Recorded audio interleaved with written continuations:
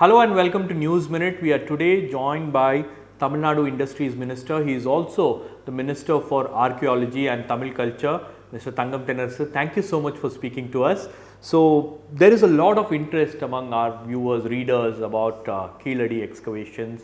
What has been the progress so far? We have taken it to other sites as well, 6 to 7 sites. So, what has been the progress? What have you found?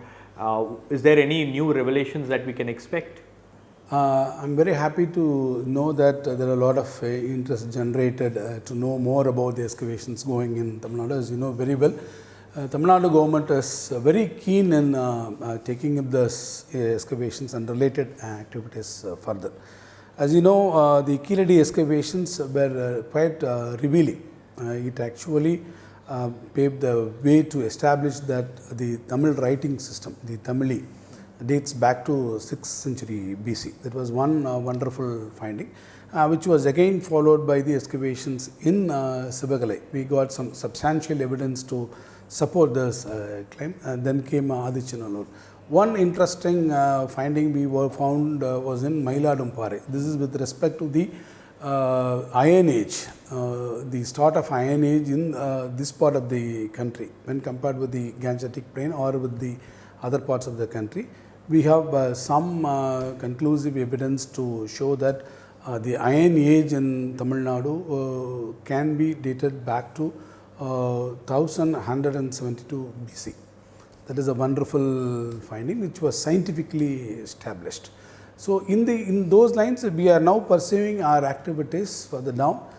We are also very much interested to take forward our excavations in the Thangam age harbour cities like Pattanam, which is in Kerala, the other one in Korkai, which is in the Tuticorin districts.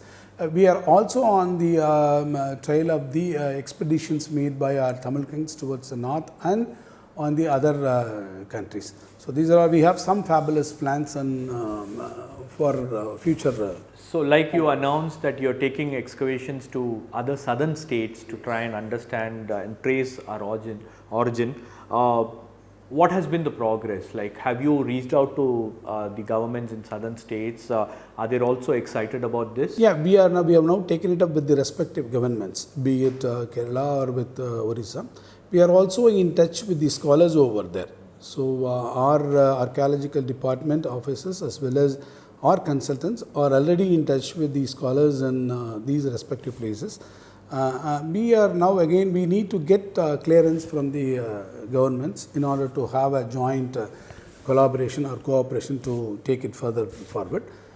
We have now set the ball rolling, the process has started now. So, why is this so important? Tracing our origin is so important because, like, some people will say, okay, they are trying to come up with alternate facts or like they are trying to change history or they are trying to come up with different kind of narrative.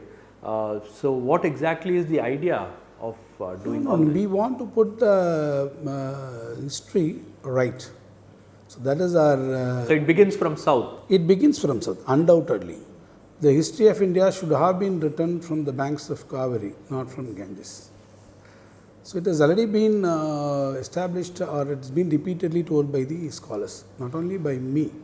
So, we are now pursuing on those lines and we have got conclusive evidences, complete scientific evidences. What I am saying, it is not euphoric. Every time it is proved by the scientific materials. And all those materials are vetted not only by the laboratories in the country, but also from reputed laboratories abroad also.